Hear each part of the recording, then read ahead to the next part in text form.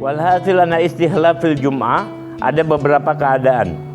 Imma an yakuna fi asna'il khutbah au bainaha wa baina shalah.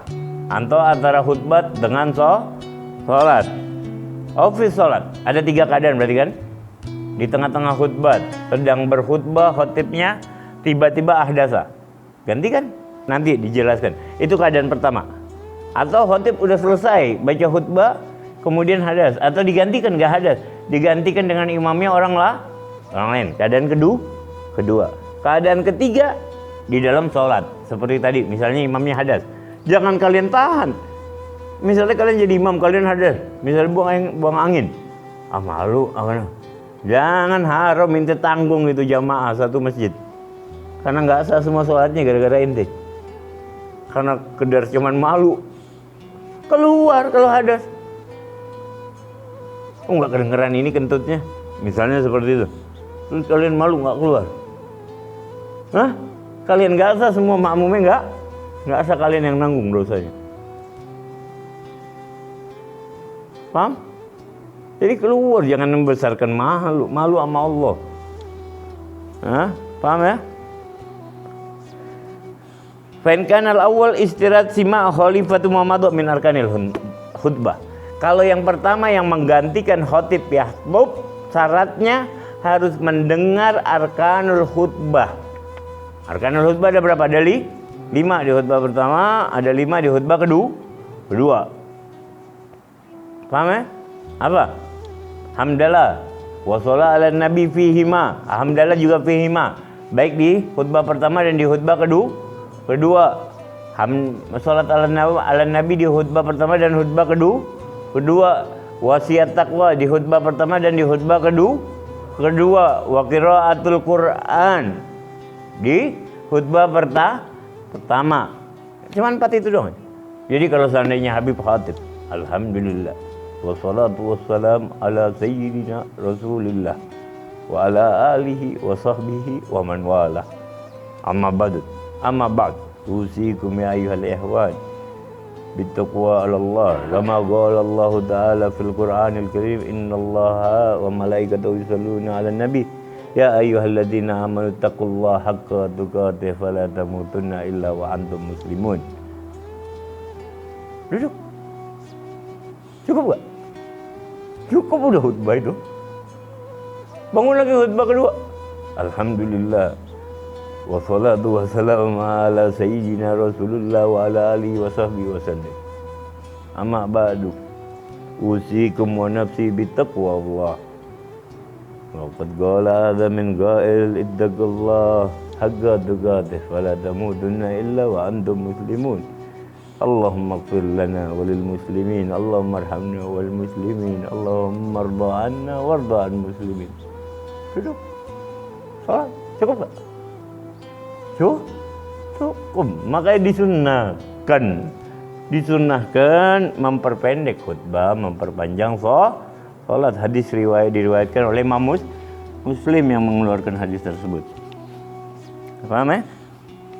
Tapi syaratnya kalau pengganti khatib harus apa? Harus yang mendengarkan jami'u arkanihi. Ya kan, arkan yang hamdalahnya dengar, selawat ala nabinya dengar, wasiat takwanya dengar. Belum sempat baca ayat, jadi dia bisa teruskan baca ayatnya. Paham ya? Kalau gantikan khatib, khatibnya hadas terus turun khatibnya, langsung naik satu orang menggantikan. Wa in kana tsaniya istirat sima'ul khalifah jami' arkani. Begitupun yang kedua. Kalau di dalam khutbah Jumat ya, ingat ini, khutbah Jumat. Habib selesai khutbah, misalnya Habib suruh salah satu santri atau ustadz yang ada di Al-Faria untuk khatib. Biasanya Habib ajak bareng.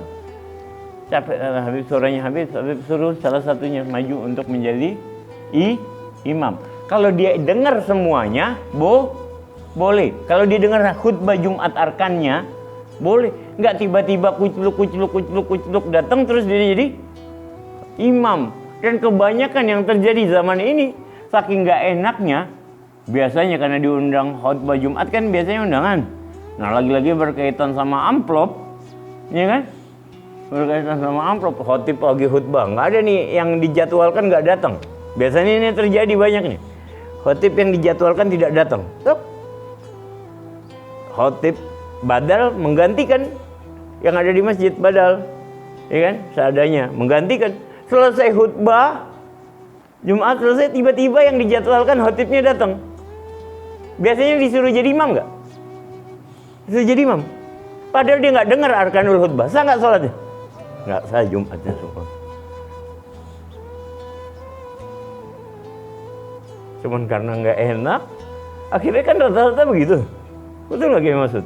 Rata-rata begitu. Biasanya yang baru datang disuruh jadi imam. Kalau kalian dengar di situ larang, karena nggak sah.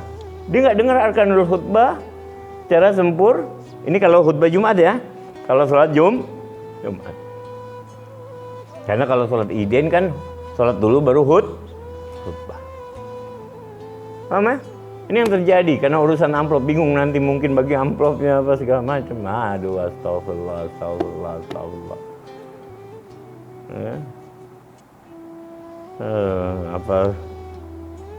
Astagfirullah. Jangan, suruhlah tetap yang badalkan. Iya kan? Jadi imam. Banyak nggak kok ya? Banyak kejadian. Mungkin karena jalanan apalagi di Jakarta macet. Tiba-tiba datang pas baru mau, atau datang udah pas lagi doa khutbah, tinggal arkan yang terakhir dia dengar. Boleh nggak?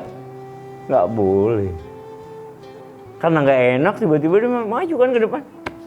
Karena jadwalnya dia merasa. Ya jangan, kalau dia ngerti dia juga nggak mau mestinya jadi imam. Karena nggak sah kalau dia ngimamin. Syaratnya apa? Harus mendengar jami arkanil khutbah kalau pada sholat Jumat. Nah ini banyak terjadi. Bukan berarti banyak terjadi benar. Belum tentu. Yang banyak terjadi belum tentu benar. Ya kan? Harus diperhatikan. Banyak yang salah harus diluruskan.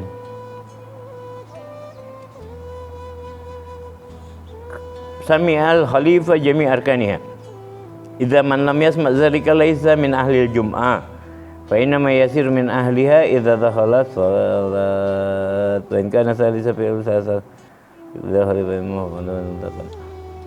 Nah ini banyak pertanyaan sekarang kalau masalah salat Idin, yuqasu al-jum'ah, masalah khalifah. Boleh nggak sih, kan banyak kejadian sekarang. Kejadiannya imamnya beda, udah dijadwalkan dari awal. Imamnya beda, khatibnya berbeda. Boleh tidak?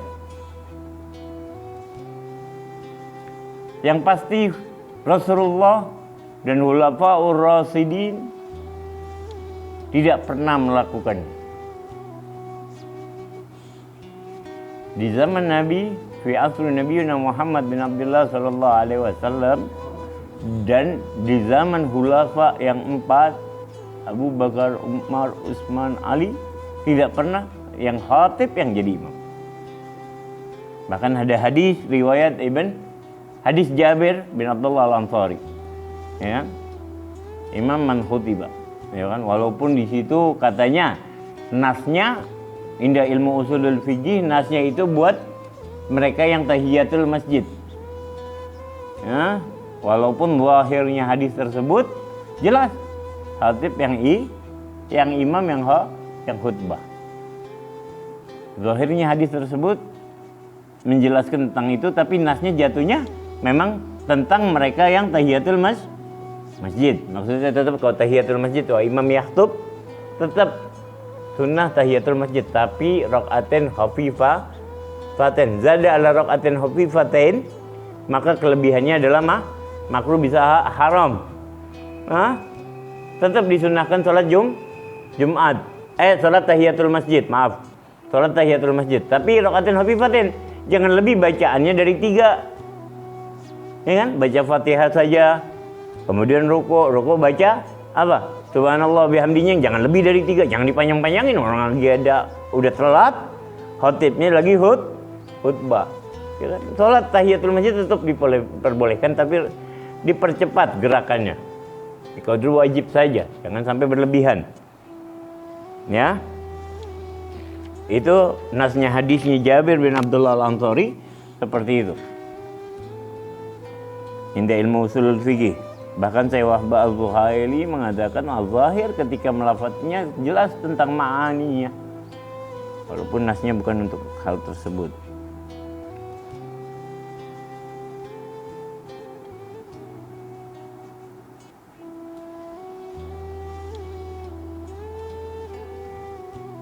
Lalu kita lihat hadisnya.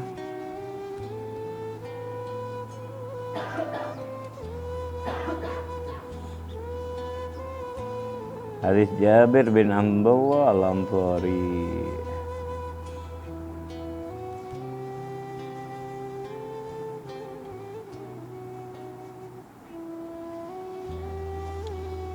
Kita baca dulu perbedaan 4 mazhab di sini di kitab Mizanul Kubra.